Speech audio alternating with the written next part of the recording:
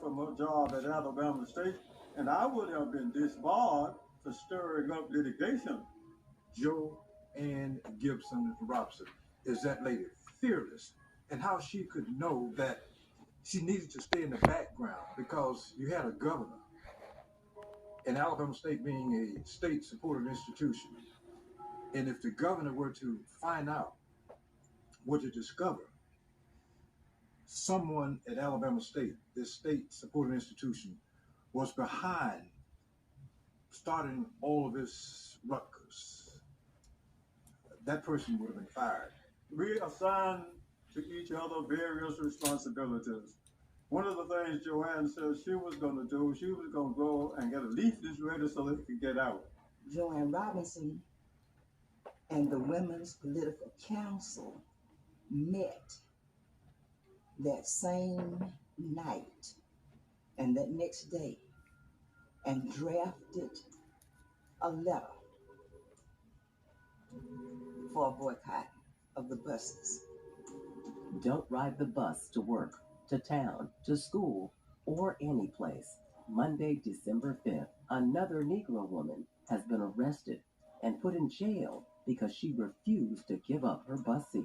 Don't ride the buses to work, to town, to school, or anywhere on Monday. If you work, take a cab or share a ride or walk. Come to a mass meeting Monday at 7 p.m. at the Holt Street Baptist Church for further instruction. She took that draft, came to Alabama State's campus, went to the mimeograph office. She grabs two of her students and they went off these flyers announcing a bus boycott, right? Edie Nixon on a parallel track is calling folks, including Martin Luther King, right? So, and then they all meet the next day. And the men sort of resolved to join these women in this protest.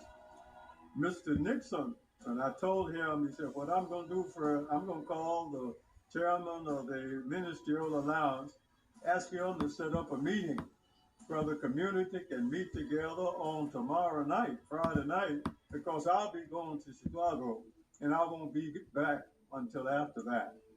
Those were the plans. That's what took place. We sowed the seed and all of it came together, and that was the beginning of the Montgomery Bus Boycott. Women played a pivotal role before and during the Montgomery bus boycott.